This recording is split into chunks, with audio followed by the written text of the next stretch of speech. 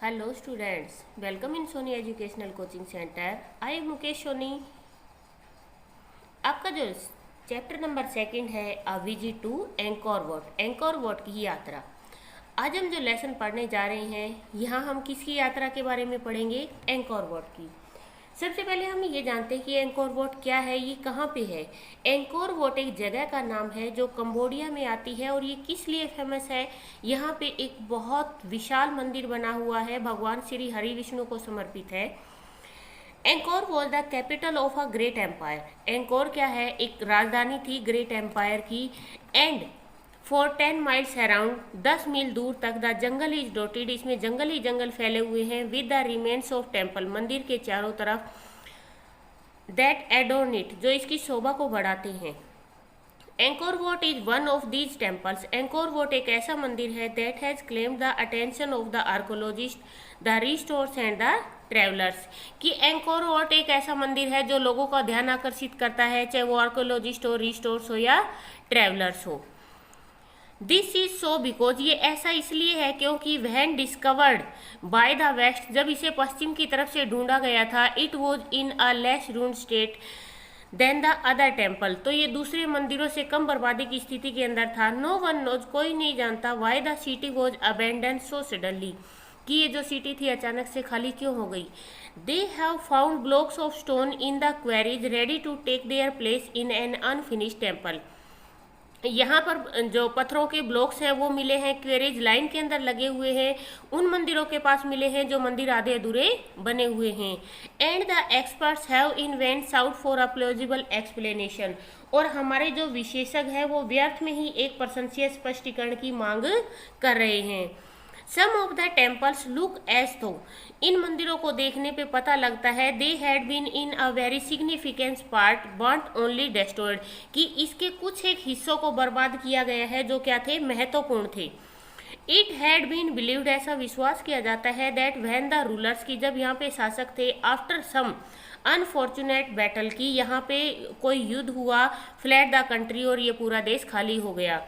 The rest slave who had spent their lives through so many generations to erect these massive buildings.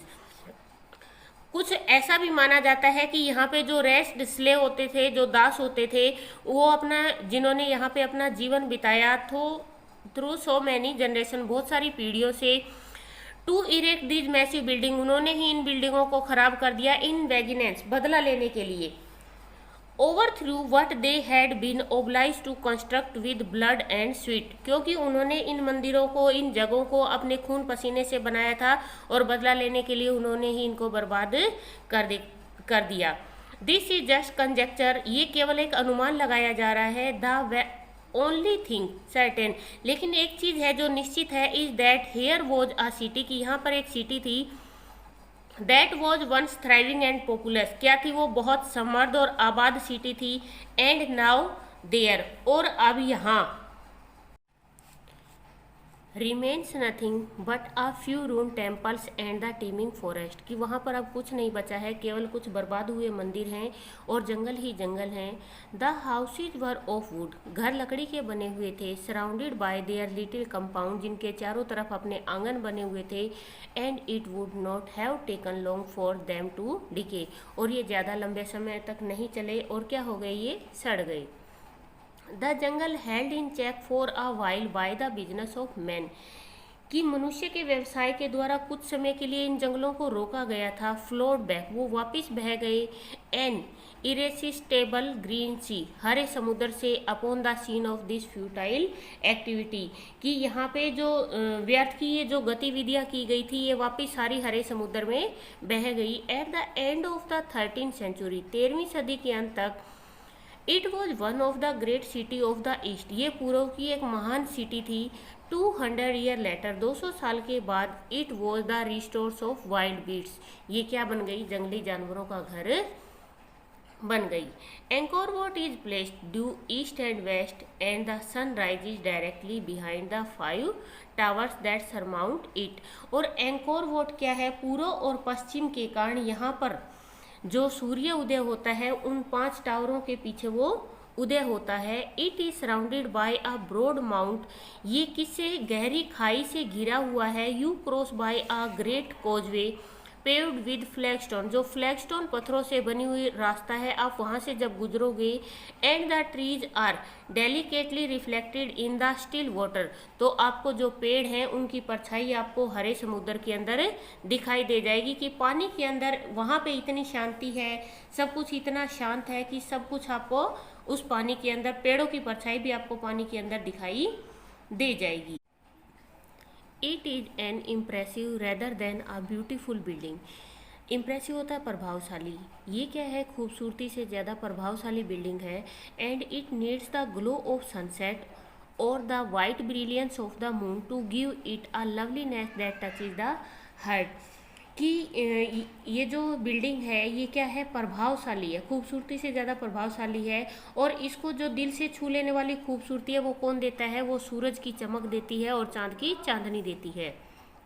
It is grey, ये grey है, wild bye अ फेंट green, जिसपे हरा रंग दिखाई देता है। Which is the colour of the मोस, जो किसका कलर होता है, काई का कलर होता है। And the mould of all the rainy season it had seen, और इसके सारे सांचों को बरसात के मौसम में देखा जा सकता है। But at sunset it is buff pale and warm, परंतु जब सनसेट होता है उस टाइम में ये हल्का पीला और गर्म दिखाई देता है। ये बातें किसकी हो रही है, ये बातें उस मंदिर से रिलेटेड हो रही है कि जो वो मंदिर है, उस मंदिर को अगर सुबह के टाइम में देखोगे तो वो अलग तरीके का दिखता है, शाम को रात की चांदनी में देखोगे, चांद की चांदनी में, तो वो अलग तरीके का आपको दिखाई देगा, कि जिस टाइम में उसको देखोगे आप वो अलग अलग दिखाई देता है। एट डान, सुबह के समय में, वैन द कंट्री, जब पूरा देश, is bath in a silvery mist, जब चांदी की जो धुंध होती है उसमें नहाया हुआ होता है। The tower have an airy lightness, जो ये टावर होते हैं इनके अंदर हल्की हवा होती है। Which they lack in the hard white light of noon, जो किसको दिखाती है, दोपहर की सफ़ेद रोशनी की कमी को महसूस करवाती है। ट्वाइस अ डे, दिन में 2 बार। वैन द सन राइजेज, जब सूर्य उदय होता है। एंड वैन इट सेट्स, और जब छिपता है।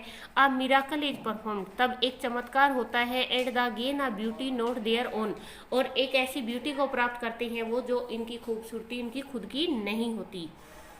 दे are the mystic tower of the spirits high citadel, और ये क्या है, स्पिरिट्स होती है आत्माएं, आत्माओं का जो गूढ़ रहस्य होता है उसकी ये रहस्यमयी दीवारें हैं।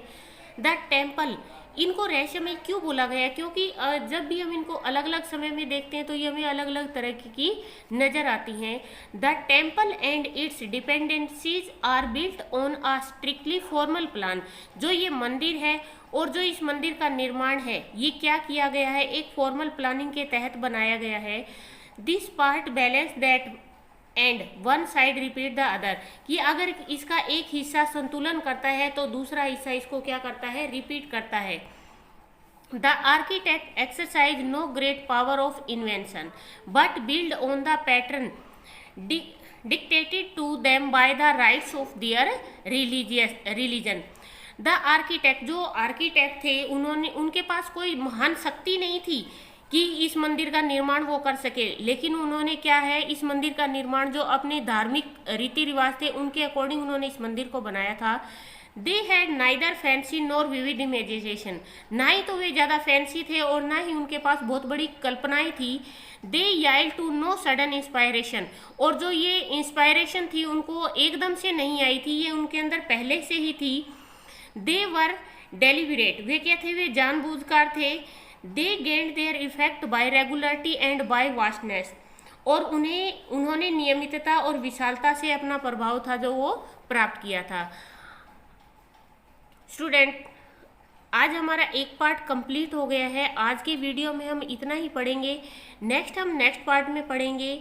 आपको अगर दूसरा वीडियो देखना है तो उसके लिए आप बेल का आइकन दबा लीजिए ताकि न्यू वीडियो आने पे आपको नोटिफिकेशन मिल जाए। Thank you.